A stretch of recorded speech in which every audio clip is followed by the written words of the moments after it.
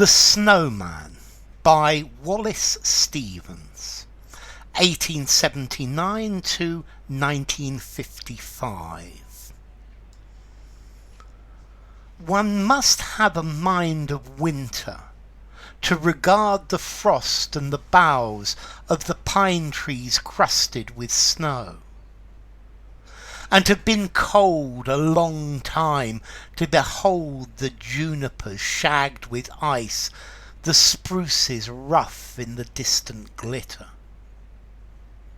of the January sun, and not to think of any misery in the sound of the wind, in the sound of a few leaves, which is the sound of the land full of the same wind that is blowing in the same bare place. For the listener who listens in the snow, and nothing himself beholds, nothing that is not there, and the nothing that is. Okay, this poem is by Wallace Stevens.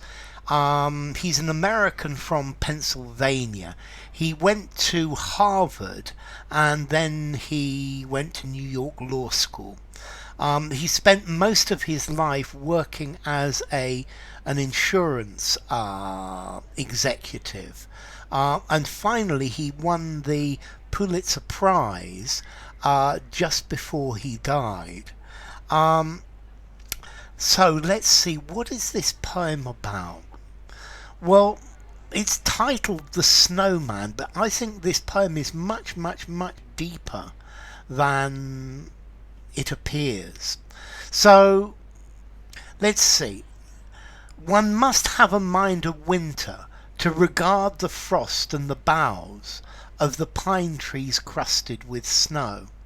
So, I think this poem, it's about looking at a snowman, or this is the first layer, and to look at the snowman, or to look at winter, to look at a snowman, you must have a mind of winter, to regard the frost, to look at the frost and the snow on the boughs and the pine trees covered with snow. Now, the question is, what does he mean by a mind of winter? A mind of winter means that you need to be part of this. You need to understand it to the very bottom. It needs to be part of you.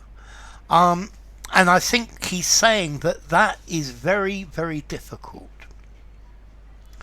And have been cold a long time to behold the junipers shagged with ice, the spruces rough in the distant glitter.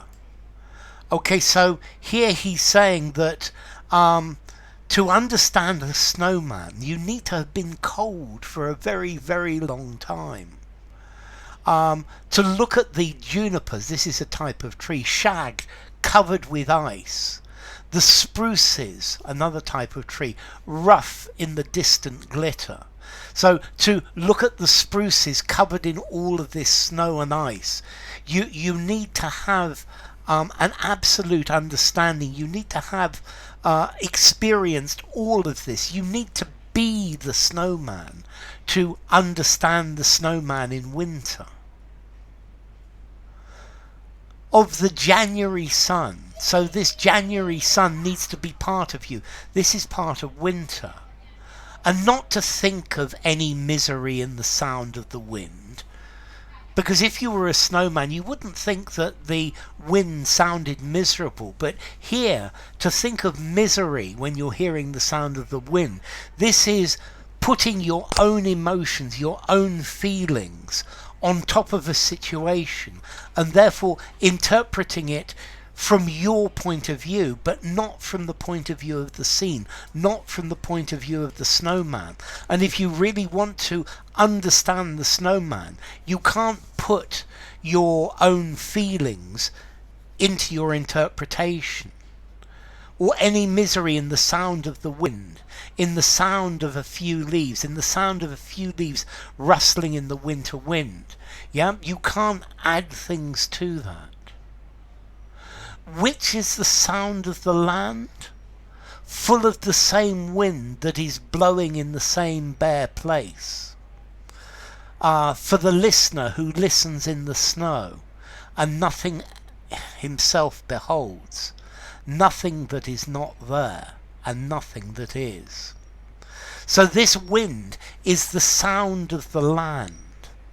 Yeah, this wind is part of the scene. This is part of being that winter scene, part of being the snowman. And the snowman is full of that wind, yeah, that is blowing in that same bare place. Okay, so for the listener who listens in the snow and nothing himself beholds.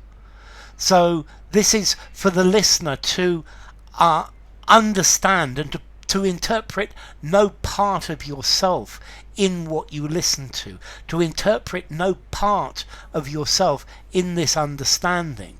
That is complete understanding. The problem is that that is impossible. And this person beholds nothing that is not there, so they don't interpret things that are not there. And also to interpret the nothings that are there, things that are irrelevant to that scene.